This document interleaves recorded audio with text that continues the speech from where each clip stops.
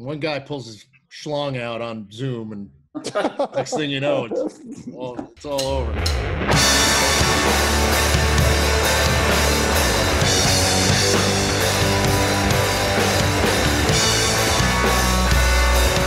Ladies and gentlemen, welcome to the Ballnine Roundhouse. This is the World Series edition. A little bit of winner-take-all action this week. I am your host, Chris Vitali. And with me, joining us again, is Mike Scudiero from Yappin' Yankees. How's it going, Mike? Thank you for having me, Chris. Anytime. America's most beloved sports writer right here, Kevin Kernan, ladies and gentlemen. How's it going, man? I'm living the Tiante life. It's not a bad life to live. We have Mike Lindsley from Pinstripe Passion today. How's it going, Mike? It's a blast to be here. Thank you for including me in this group, and obviously love what you guys are doing on a daily basis. So it's great to be along. Thank you. We'll see if you still feel that way at the end of this thing. And last but not least, our ombudsman, Rocco Constantino. What's happening, man? How's it going, guys? Let's go, Jets. Oh gosh, I'm out. Yeah. See, I told you. That didn't take long at all, did it? That was like 30 seconds, and that's it. The lead off. Guys, today I want to talk a little bit about the World Series that we have starting, well, today as the day that we air this. And we've got the Dodgers back in it, and we've got Tampa Bay in it. The fact we even got here all the way through this season without much of a hitch is impressive to me. And I'm curious to hear about your thoughts on the playoffs in general. And, you know, before we get into the World Series and start talking about that, let's start with Kevin. Kevin, just anything. Well, yeah, no, before the season started, I said Dodgers, Yankees. I was semi close. Obviously, I went with the chalk, but the Rays have done a great job. And I think in our last Roundhouse, we really looked at those series and really kind of pointed everybody in the right direction. And the Rays should not have snuck up on anybody. And I'm still loving the Rays. I am, because they do baseball things. I think the Dodgers are a great opponent. But, you know, the Astros are pretty good too. And they beat the Yankees. So the Rays have already beaten two really good teams, even though the Astros were a little down in their pitching year this year. But the young guys came up. So to me, they've played already 14, I think, playoff games or something like that.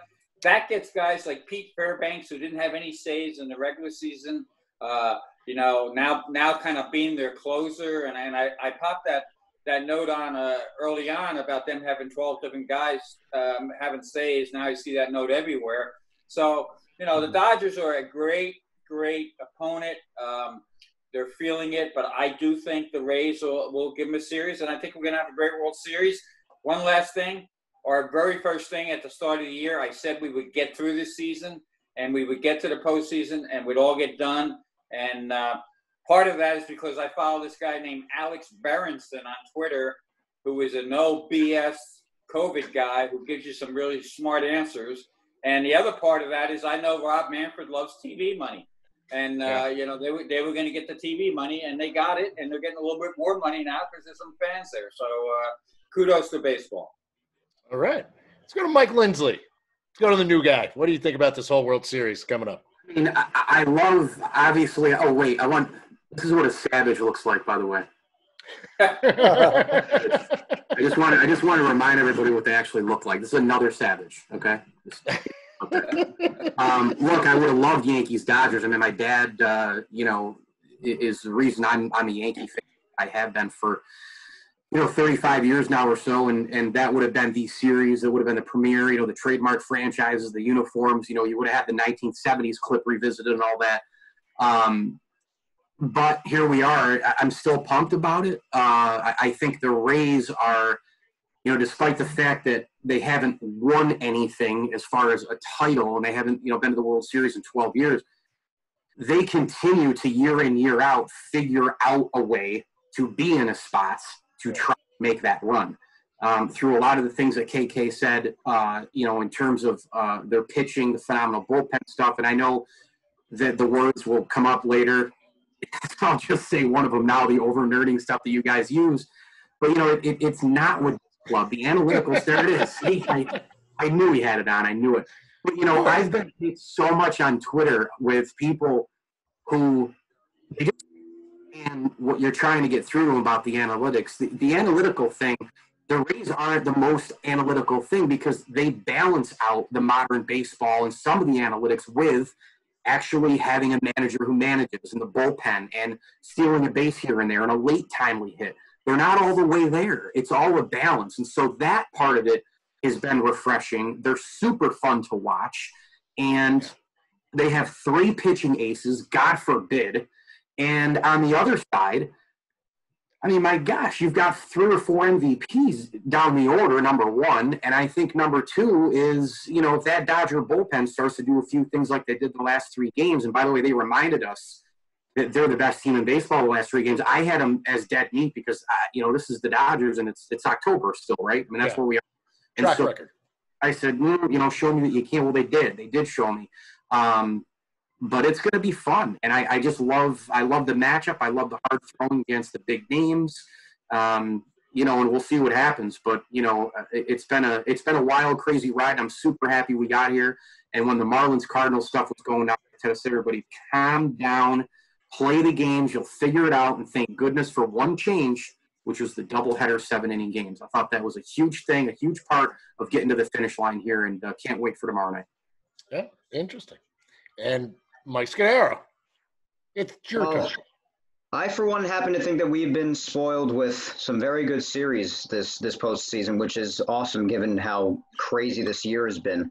I think we got a couple of really good CSs. I love when both CSs go 7. I love when that happens. Yeah. And both series were just incredible. I thought the Astros were going to come back and do it and have the Rays only be the second team to ever blow a 3-0 lead in the CS. And even the Dodgers and Braves were, which I don't recommend for the Rays fans, to be a part of that elite company. But even on the National League side of things, the Dodgers and the Braves was a ton of fun. I too thought that the Dodgers were done when they were down 3-1, but then when they won 3-2 and they came out just roaring like that, I was like, this is not over yet. So I love when we get postseason baseball like this. When it comes to the Rays, I think that they are just such a great team. They do so much with so little, and I do love the battle of the very low payroll and the very high payroll. I love that sort of a thing. 2 very different ways that the organizations run. Both are very, very good teams. I love the pitching matchup for tomorrow night, for tonight rather, for Game 1. I expect Glasnow to bring the heat. I expect Kershaw. I think it's such a huge start from, especially after what happened in Game 4 of the CS. It's such a big start for him with the postseason stigma that he has. So many people get on him with his postseason numbers, and rightfully so. But it makes that start that much more important. You're starting the World Series, Game 1. So, but I think the Rays are such a formidable opponent. They have so many.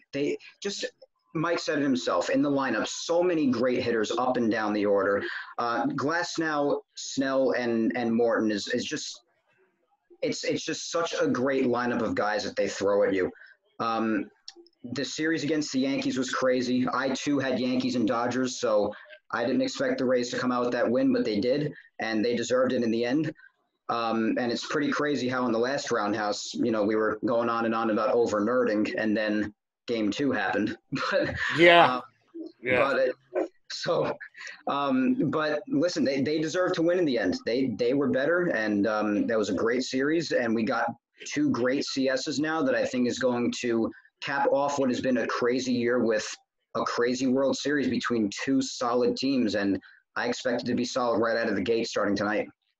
I agree with you 100%. Rocco. Yeah, I'm really looking forward to this. I mean, as the playoffs have gone on, I've really my level of interest has increased dramatically. That Game 7 last night was phenomenal with the Dodgers, taking that. It's just an incredible win over the Braves. My whole big thing, and I've said it a few times on the Roundhouse, I think you got to kind of make your way up the mountain a little bit before you get there. The Dodgers have put in their time. They've had those tough losses in the World Series, in the postseason. This is the Rays' second time in franchise history ever getting to the World Series, but first time for most of these guys. So, I mean, I think that experience is going to be a big deal with the Dodgers. guys like Betts and Bellinger have had 150, 200 postseason at bats. Guys on the Rays, this is most of their first experiences.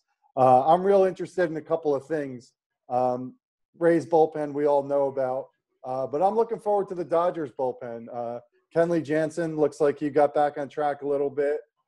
Urias was nails last night. That was unbelievable. I love watching Gratterall pitch.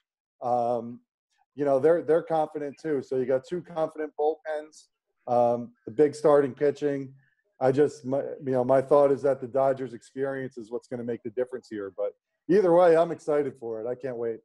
Yeah, I'm with you. And kudos to Dave Roberts for not taking Urias out last night, because I think everybody expected him to just do the Dave Roberts thing and start going to his pen and overthinking and over-managing and over-nerding.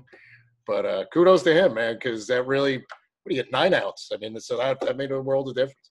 And I'm curious to see the managerial approach between these two guys as well in this World Series. Because we know Cash made a statement that said he doesn't like using his gut. And that's kind of strange because it seems like he doesn't always go by the numbers.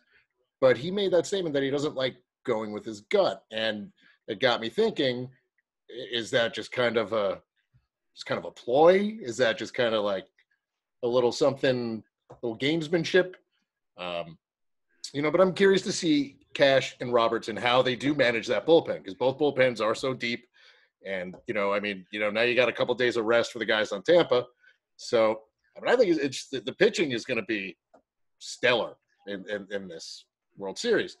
And, with the lineups created, it's going to be – I just think it's going to be fun. I'm amped up for it. I like that there's going to be some fans there, so, not that horrible crowd noise that they pump in. So I'm pretty happy with that. Now, when we're talking about managers, so Kevin, who do you think has the managerial advantage there? I mean, these guys better, as well as anybody. So yeah, I know them all well. And actually, one interesting thing with this World Series is this is the first World Series where you got a manager who was in the Little League World Series. Cash was way back when he was like 11 years old. And you got Cody Bellinger. So you got two Little League World Series participants in the World Series. So I bring that up because what does that tell you? It tells you they're winners. And, they've been dealing with pressure forever. Cash growing up, he was always a kind of kid, always asking about the game. He was also a hard worker. I forget where he actually worked, but in Tampa, and you can relate to this, Chris, he worked in a restaurant. He started – he worked very hard in a restaurant when he was very young to kind of get a work ethic. And so I know he says he doesn't go with his gut much, but the other side of the coin here is you got two front offices now. Remember what I told you way back when about the Rays front office that one of the owners told me, we could always lose our Google boys. We'll just get new Google boys.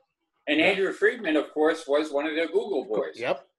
So you got that angle too. So you got both sides kind of knowing each other from a front office standpoint, and I think that's going to play into it. But I really think the Rays. We haven't talked about two things, which I really want to get to quick and let everybody else talk. But to me, both teams play great defense. I just think the Rays play a better defense. They have a way of getting out of trouble, and we haven't mentioned the star of the postseason yet. Randy Rosarino. I mean, that guy, what he's done, will the Dodgers be smart enough to pitch around him? That's the question to me. And can the other Rays pick up that slack if he's not there?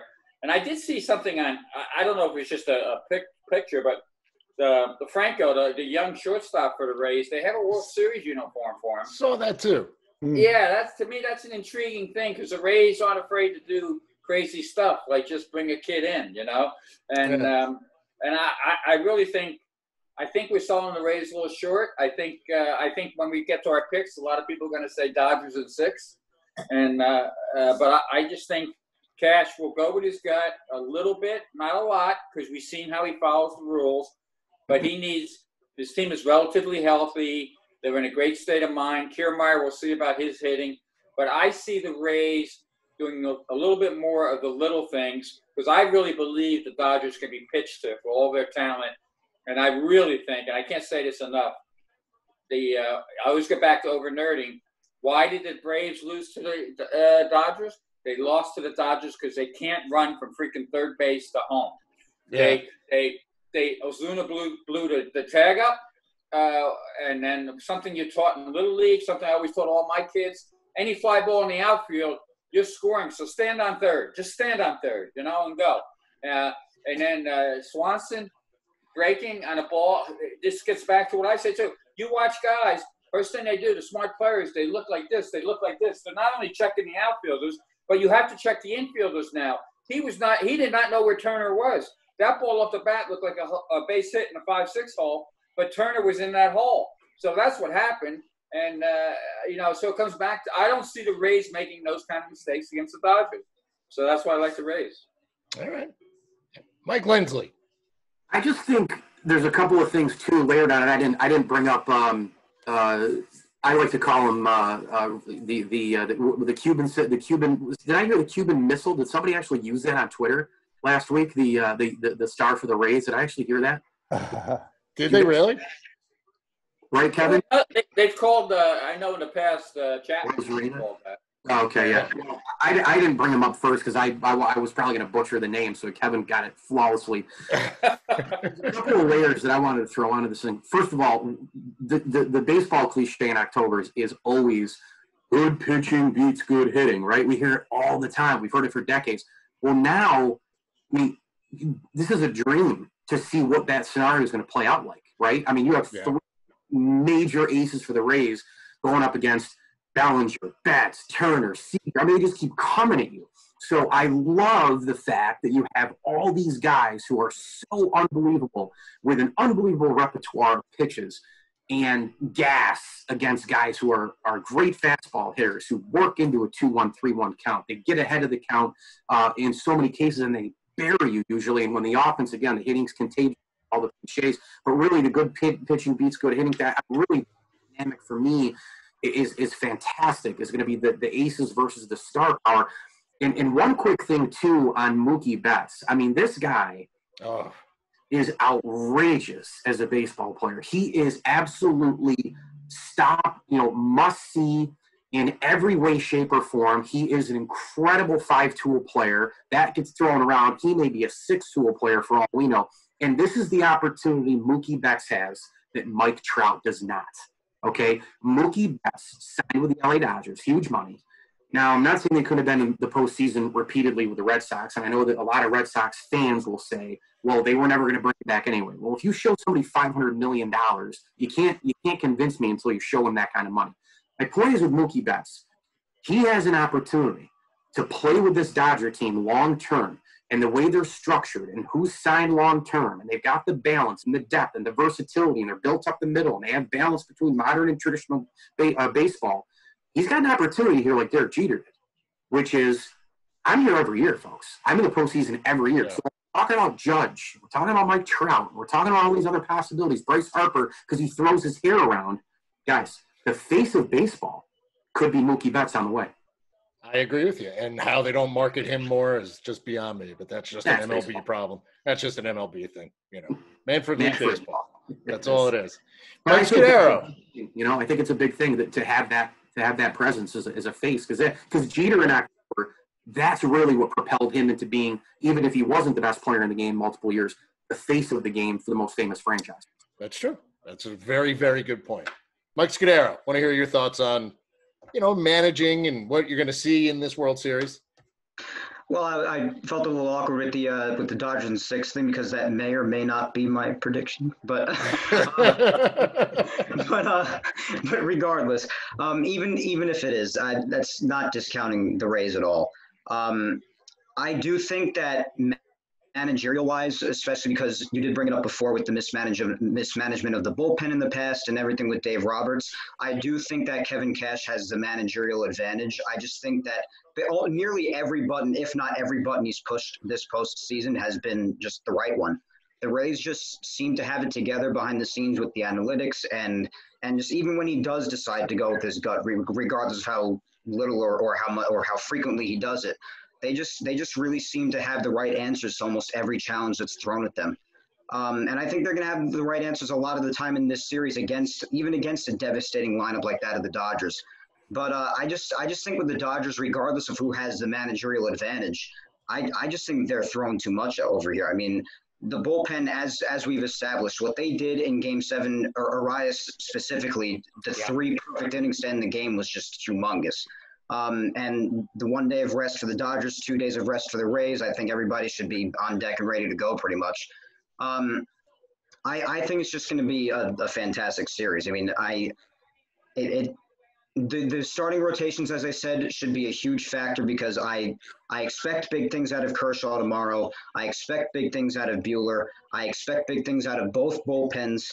And I'm really interested to see how Tyler Glasnow continues to do tomorrow because for the most part, this postseason, whether on short rest or on long rest, he has gotten it done for them. I'm just amped for this. I mean, I think although Cash has the managerial advantage, I do have the Dodgers winning this. And there's so many positives on both sides here that it's really hard to nail down what's going to happen and when. I mean, there are just so many big pieces here. I mean, Mookie's one of them for the Dodgers, Cody Bellinger, Corey Seager, so many of them, so many. And with the Rays, just guys up and down the lineup. Kevin Kiermaier, Randy Arozarena. It's weird. I put Randy Arozarena's name into Google Images and Hank Aaron popped up. I don't know what was wrong with that. But the guy's just been on another planet. I mean, it is ridiculous. I thought maybe it was just a thing against the Yankees. But then against the Astros, it continued. I was like, this guy is just – it's one of the better postseason stories in a while because – I mean, he was all right with the Rays during the season, and the playoffs just kicked it into another gear. So specifically with the Arozarena, now that I think about it, and you saw this at times in the series against the Yankees too, a big key for the Dodgers. I don't remember who here said it. It might have been Kevin, but saying that we have to see if they're smart enough to pitch around him or not. That's a big thing because when Randy Arozarena was quiet against the Yankees, you saw the Rays had a lot of offensive struggles, particularly when both he and Choi were quiet. So I think if the Dodgers do a nice job against Randy Arozarena and G-Man Choi, but especially Arozarena, I think that is a huge key for LA. But if they allow those guys to run rampant, it might be a bit tough for them. Yeah, I mean, I agree with you. I mean, you can't let those two guys beat you. That's really, really what it comes down to. And Arozarena doesn't show any signs of slowing down. I mean, I'm curious to see what he can do against a guy like Gratterall that throws like 120. You know, like he might hit one to freaking Mexico. I mean, like, you know, the ball off of that, you know, off the bat. Oh, yeah. I mean, that should be a lot of fun to watch. Rocco. Yeah. What about you? You know, if you're going to pick a manager and, you know, what are they going to do? And then we'll go around and get some picks. And sure thing. I liked what A-Rod said after the game last night. He was impressed, too, that Roberts left Urias in. And he talked about that being part of the growth of Dave Roberts and his experience in the postseason. And I agree, too. If this was 3 or 4 years ago, Urias is coming out of that game. And probably, you know, I don't know if Jansen, how available he was, but Urias would have been out. And I think that's important. I think having that experience of managing in the World Series and in the postseason is going to be beneficial. Cash is great. I think, you know, neutral site, you take him on a July afternoon, on a Tuesday afternoon and put him in a place. And Cash is that manager. I would take him ahead of Dave Roberts for sure. But considering this postseason experience that Roberts has and the World Series experience, I'm going to lean on Roberts on this one. And I think that's absolutely fair. And I kind of agree with you. I mean, I kind of think the experience is gonna help, unless he turns into Dave Roberts from, like you said, 3 or 4 years ago, in which case nothing's gonna help.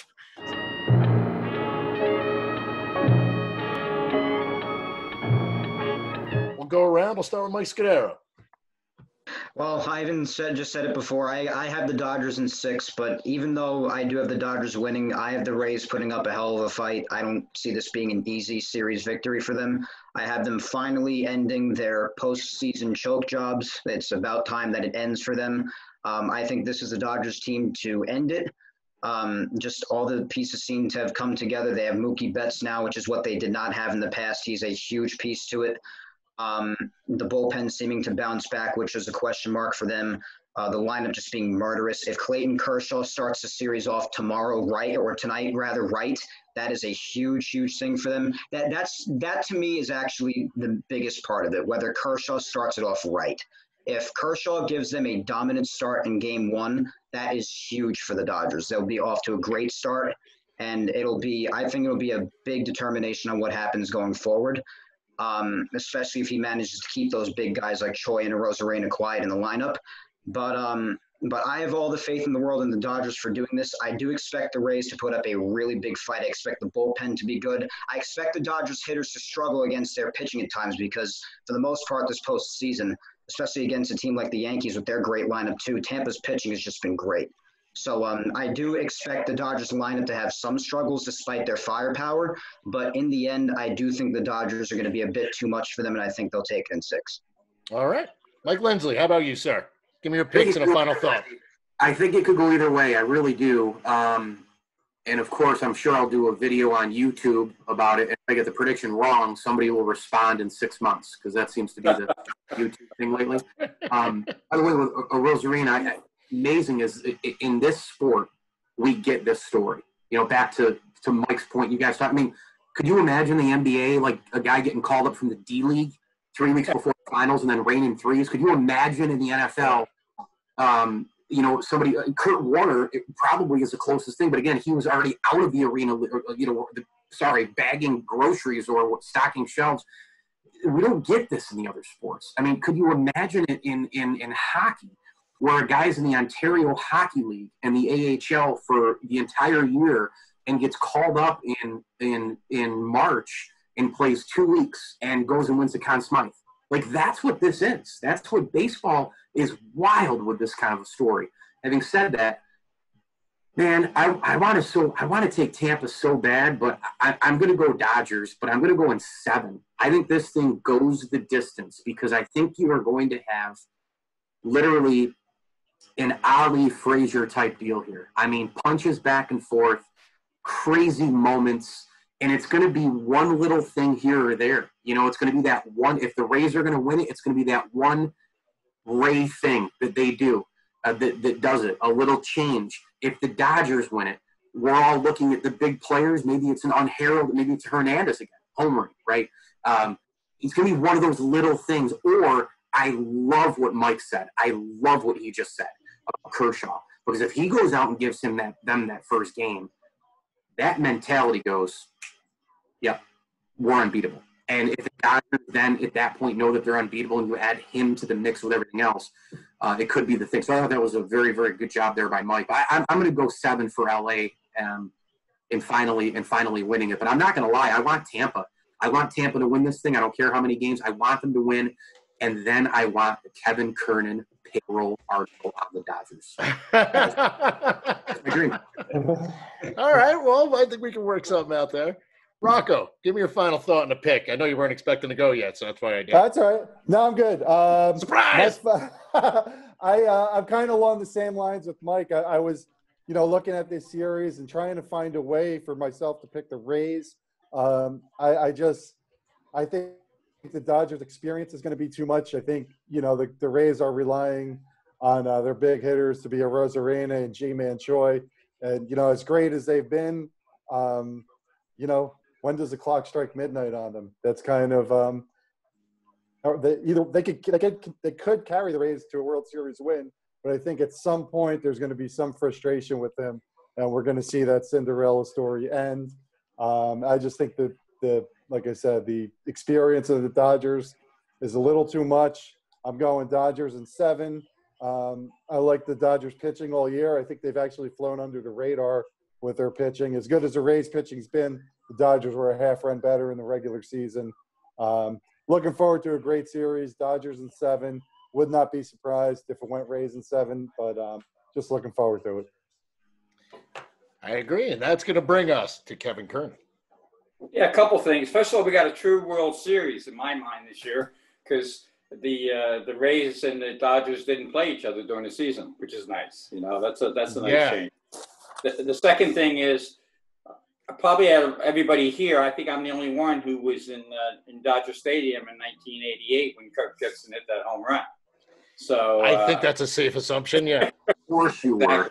I was not a thought yet, so can confirm. Last Dance with Dennis Rodman. He's at Dodger. Well, you mentioned Kurt Warner. I was at that playoffs too, Kurt Warner. But but so my point with Gibson is anything can happen. I mean, that's the beauty of baseball, and I think it's going to be maybe that kind of moment in this series because I do believe it's going 7. I'm going to throw a number at you, and I think it's right. If it's wrong, Rocco will let me know. It's actually the Rays have actually out-homered the Dodgers this postseason, 25-18, I believe. For the Rays to get it done, they're going to need Brandon Lau to do something. He hasn't been hitting at all. He's being beat by fastballs. So it's gonna be, and to me, the Dodgers have a big advantage at shortstop with Seager, the way he's hitting the ball. But I do think the Rays, variety of pitchers, different arm slots, the way they develop guys, and that's the key here. It's not just analytics. They develop players to put them in certain roles. None of us would have predicted the Brazeau home run off of Chapman, but that's what happened. I'm looking for that kind of sorry about that. But I'm looking for that kind of moment.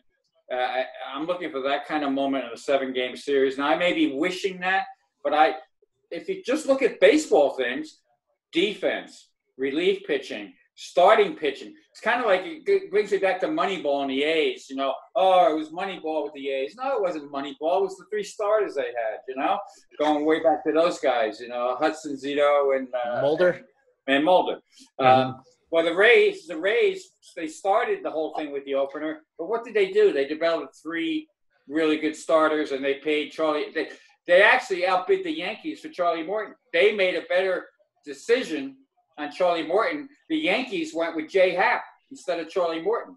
So, so I want to point all that out because a lot of Yankee fans think it was just a fluke. It wasn't a fluke. The Rays are not a fluke. And I think, to me, a Rays victory would be great for baseball because it would show what baseball's all about, that the little guy still has a chance. And it's going to be 7 games because all their series go down to the wire. Going Rays in 7. All right. And being that you guys gave pretty much every single reason for everything, I don't really have to do that. So I'm just going to say, I just think it comes down to it. I think we see Dodgers in 7, but I agree it's going 7. I just think they're due. I believe in due. So, if we're going to see what happens. So I'll go with Dodgers in 7. If the Rays win, I won't be disappointed though, because I just think we're in for a hell of a series. And I think, I'm just excited to see guys play baseball in front of some fans and, on the world's biggest stage. So last but not least, that is going to bring us to our ombudsman, Rocco Constantino, who loves to tell us what we screwed up. And I see him flipping a page, so I know he's got something for us, or a lot. So, Rocco, what did we botch today? Not too many botches. I want to say Arozarena, the Cuban rocket, not the Cuban missile, and the Cuban. I wish Dan was on this call because we have his real nickname is El Cojete Cubana. So that translates to the Cuban rocket. Okay. We got Kevin Wright, Bellinger, and Cash, both in the Little League World Series. Bellinger 07, Cash 89. Other 3 players that have played in the Little League World Series and MLB World Series: Varitek, Ed Fosberg, and Conforto. And I got Kurt Warner working many different jobs at the convenience store. He was a bagger, a checkout guy, stock shelves at the Hy-Vee for $5.50 an hour. 5-tool. That's what I got for you. All right. Well, thank you, sir. And I want to go around and say thank you, Mike Scudiero, Mike Lindsley, Kevin Kernan, and Rocco Constantino for hanging out with us for a little bit today. Let's go watch some World Series baseball, boys. I'm your host, Chris Vitali. This has been the Roundhouse. Adios.